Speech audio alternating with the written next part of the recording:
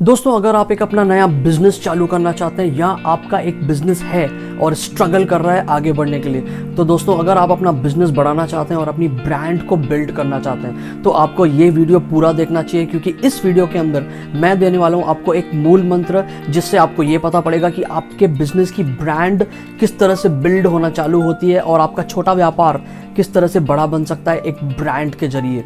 तो दोस्तों, अगर आपने ये चैनल सब्सक्राइब नहीं किया है तो फटाफट सब्सक्राइब कर लीजिए और बेल आइकन को क्लिक करना मत भूलिए, जैसे हमारे सारे वीडियोस जो हम बनाते हैं आपके बिजनेस को ग्रो करने के लिए आज आप तक फटाफट पहुंचते रहें। तो चलिए दोस्तों, शुरू करते हैं।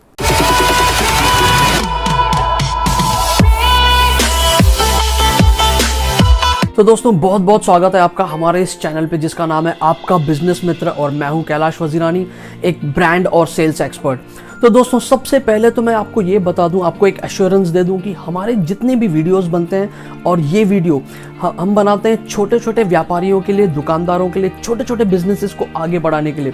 हो सकता है कि मैं कुछ बड़ी कंपनीज के आपको एग्जाम्पल दूं, पर वो सिर्फ और सिर्फ समझाने के लिए मैं आपको देने वाला हूँ, थोड़ा सा रेफरेंस के लिए और आपका पूरा कॉन्सेप्ट क्लियर करने के लिए।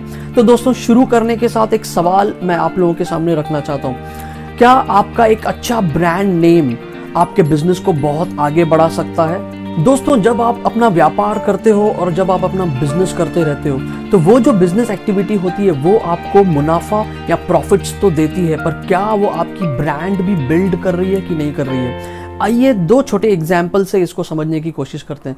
दोस्तों, अमेज़ॉन का नाम आप सब लोगों ने सुना होगा। ये जो अमेज़ॉन कंपनी है वो बेसिकली वो कंपनी मुनाफा नहीं कमा रही है, कई सालों से वो लॉस में चल रही है, यानी हज़ारों करोड़ का उसको नुकसान हो रहा है। पर अब सवाल ये उठता है, मैं आपसे एक सवाल पूछता हूँ कि क्या उसका ब्रांड वैल्यू है या नहीं है? उसकी करोड़ों रुपए की ब्रांड वैल्यू है, पर वो ब्रांड वैल्यू कैसे बनती है? अमेज़ॉन कंपनी का एक प्रिंसिपल है दोस्तों, एक प्रिंसिपल पे वो काम करती है, कस्टमर सेंट्रिक अप्रोच है उसकी पूरी। कस्टमर को क्या प्रोडक्ट चाहिए वो लोग बेचते हैं, कस्टमर को क्या सर्विस चाहिए वो सर्विसेज वो चालू करते हैं। कई सारी ऐसी सर्विसेज उन्होंने चालू की, माल बेचते बेचते वो सिर्फ कस्टमर के बारे में सोचते हैं। आइए एक छोटा सा दूसरा एग्जांपल लेते हैं, बिग बाजार। दोस्तों, आज से 12 या 13 साल पहले, 15 साल पहले जब बिग बाजार चालू हुआ तो वो एक नॉर्मल बिजनेस कर रहा था, यानी जो किराने वाला, ग्रोसरी वाला, जो एक छोटा दुकानदार माल बेच रहा था, बिग बाजार भी वही माल बेच रहा था। पर उसने अलग क्या किया? उसने एक एक्सपीरियंस क्रिएट किया कस्टमर के लिए, यानी उन्होंने कुछ ऑफर्स दिए, कुछ एक एक्सपीरियंस क्रिएट किया, कस्टमर को एक नया एटमॉस्फेयर मिला, एक नया एक्सपीरियंस मिला माल खरीदने का। चीज़ वही थी, वही किराना था, वही ग्रोसरी थी, वही डेली नीड्स बिग बाजार बेच रहा था, पर उसको नए अलग तरीके से प्रेजेंटेशन से। अब आइए थोड़ा समझने की कोशिश करते हैं कि ये जो मैंने दो एग्जाम्पल दिए, ये किस तरह से आप अपने छोटे व्यापार या बिजनेस में आप उसको लागू कर सकते हो और उसको आगे बढ़ा सकते हो। देखिए दोस्तों, जब आप बिजनेस करते हो तो आपका जो ब्रांड नेम है, आपका ब्रांड नेम आपके बिजनेस को नहीं बढ़ाता है। अब थोड़ा ध्यान से सुनिए, मैं इस लाइन को क्या बोलने वाला हूँ। आपका ब्रांड नेम पहले आपके बिजनेस को नहीं बढ़ाता है, पर आपका जो बिजनेस आप करते हो वो आपके ब्रांड को क्रिएट करता है। अब ये कैसे होता है दोस्तों? जो आप काम करते हो, यानी आप जो माल बेच रहे हो, जो प्रोडक्ट्स बेच रहे हो, जो क्वालिटी का जो आप माल बेच रहे हो या आपके सामान को बेच रहे हो, नंबर 1। नंबर 2, जो आप कस्टमर को सर्विसेज देते हो, जो आप कस्टमर को एडिशनल सर्विसेज देते हो, बहुत सारी वैल्यू एडेड सर्विसेज हैं, आप मेरे दूसरे वीडियोस में देख सकते हो। नंबर 3, जो आपका कस्टमर के साथ एक रिलेशनशिप आप बिल्ड करते हो बिजनेस करते करते। चौथा, जो आप कस्टमर को एक बिहेवियर देते हो आपके बिजनेस को, जब आप कस्टमर आपके पास आता है या जब आप फोन पे कस्टमर से बात करते हो। और पांचवा, जो आप एक रिलेशनशिप मार्केट फोर्सेस, यानी जो आपके सप्लायर्स हैं, जो आपके बैंकर्स हैं, जो आप अपनी एक इमेज क्रिएट करते हो। और जैसे जैसे समय जाता है फ्रेंड्स, जैसे जैसे आपका बिजनेस और आगे बढ़ता है, तो वो ये जो सारी मैंने सर्विसेज की बात की, यानी आपके नॉर्मल बिजनेस एक्टिविटी के मैं बिल्कुल बात नहीं कर रहा हूँ। जो आपकी नॉर्मल एक बिजनेस एक्टिविटी होती है वो आपको सिर्फ एक मुनाफा देती है, वो एक प्रॉफिट और कमाई तो जरूर दे सकती है, पर जरूरी नहीं है कि वो आपकी एक ब्रांड को बिल्ड कर रही है। तो आपकी जो ब्रांड है उसको बिल्ड करता है वो वैल्यू एडेड सर्विसेज, जो मैंने 4 या 5 अभी आपको बताई। तो ये सारी जो सर्विसेज हैं, जैसे जैसे समय बीतता है, आपका बिजनेस बढ़ता है, वो वैल्यू क्रिएट होते होते एक्यूमुलेट होती है, जमा होते होते एक बहुत बड़ी वैल्यू क्रिएट हो जाती है। अब सवाल यह है कि ये ब्रांड के साथ कैसे कनेक्शन है इसका? दोस्तों जो ब्रांड का एक जो नाम आप सोचते हो, आपकी जो भी एक लोगो, एक ब्रांड का नाम, एक यूनिक कलर कॉम्बिनेशन, डिजाइन या आपकी पैकेजिंग, जो कुछ भी आप बनाते हो वो बेसिकली सिर्फ एक नाम देते हो उस वैल्यू को। दूसरी चीज जो बहुत इंपॉर्टेंट चीज मैं बता रहा हूं, आपका जो एटीट्यूड है, जो आपका एक अप्रोच है आपके बिजनेस की तरफ, आपके प्रोडक्ट्स की तरफ, आपकी जो एक थॉट प्रोसेस है कि मुझे कस्टमर को अच्छी क्वालिटी का माल देना है, मुझे कस्टमर को अच्छी सर्विस देनी है, चाहे उसके लिए मुझे कोई भी कॉस्ट देनी पड़े, तो वो आपके ब्रांड को बिल्ड करती है और वो क्रिएट करती है एक वैल्यू। तो दोस्तों यही वैल्यू है जो बेसिकली आपकी ब्रांड है। चाहे वो हो सकता है वो नहीं दिख रही, अगर आपने कोई लोगो या कोई डिज़ाइन या कोई ऐसा कॉन्सेप्ट तैयार नहीं किया है, आपने अपना एक ब्रांड नेम तैयार नहीं किया है, तो वो वैल्यू सिर्फ दिखती नहीं है, वो वैल्यू है जो आपने क्रिएट की है।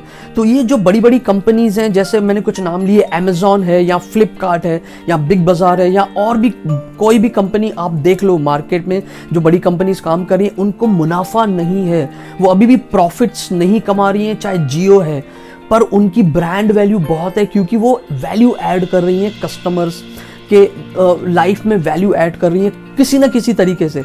तो आपको जो आपकी ब्रांड जो बिल्ड होगी वो होगी आपकी अप्रोच से और जो आप सर्विसेज कस्टमर को दोगे। दोस्तों स्टार्टिंग में जब आप बिजनेस स्टार्ट करते हो तो हो सकता है शुरू के 3 या 5 साल आपको मेहनत करनी पड़ती है, ये जितनी भी सर्विसेज मैंने बताई उनको दे के आपको मेहनत करनी पड़ती है आपकी ब्रांड को बिल्ड करने के लिए। पर बाद में क्या होता है दोस्तों, अब सुनिए मैं ध्यान से क्या बोल रहा हूँ, बाद में आपकी ब्रांड आपको बिजनेस को बढ़ाने में आपकी मेहनत करती है। पर दोस्तों ये मत सोचिए कि एक बार आपकी ब्रांड बिल्ड हो गई तो हमेशा जिंदगी भर वो आपको प्रॉफिट्स देगी, आपका बिजनेस बढ़ाएगी। नहीं दोस्तों, अगर आप कंसिस्टेंट हैं आपकी क्वालिटी, आपके कस्टमर सर्विस में, आपकी अप्रोच में, आप अपनी ब्रांड के बारे में क्या सोचते हैं, अगर आप कंसिस्टेंट हैं ईयर बाय ईयर, अगर आप उसको मेंटेन करते रहेंगे तो ही आपकी ब्रांड की वैल्यू ना सिर्फ उतनी रहेगी, वो बढ़ेगी भी। पर अगर आपने वो सर्विसेज देना बंद कर दिया, यानी क्वालिटी माल बनाना बंद कर दिए, अच्छी सर्विसेज देना बंद कर दिए, कस्टमर को अच्छी सर्विस, अच्छा बिहेवियर, एक रिलेशनशिप अगर आप बिल्ड नहीं करोगे तो आपकी ब्रांड नीचे डूब भी सकती है। तो दोस्तों ऑल एंड ऑल अगर हम ब्रीफ में समझें तो हमारी जो एक बिजनेस एक्टिविटी होती है, पॉइंट नंबर 1 अगर हम इसको ब्रीफ करें तो पॉइंट नंबर 1, आपकी जो नॉर्मल बिजनेस एक्टिविटी होती है वो आपको मुनाफा देती है, कमाई जरूर दे सकती है, पर ब्रांड जरूरी नहीं वो आपकी बिल्ड कर रही है।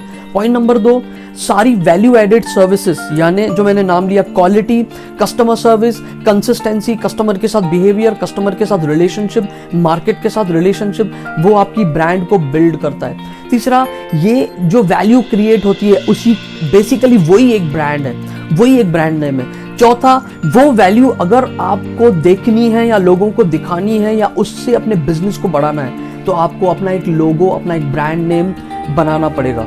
दोस्तों ये मैं उम्मीद कर रहा हूं कि आपको ये वीडियो अच्छा लगा हो, तो इसको जरूर लाइक करिए और शेयर करिए। अगले वीडियो में, इसके बाद वाले हमारे जो वीडियोस हैं उसमें हम आपको बताएंगे कि ब्रांड किस तरह से बिल्ड करने का जो पहला प्रोसेस है, मींस ब्रांड है क्या, इसके डिटेल्स को हम और समझेंगे। और अगर अभी तक आपने चैनल सब्सक्राइब नहीं किया है तो फटाफट दोस्तों सब्सक्राइब कर लीजिए। मुझे सुनने के लिए, इस वीडियो को देखने के लिए और हमारा सपोर्ट करने के लिए लाइक और शेयर करके बहुत बहुत धन्यवाद।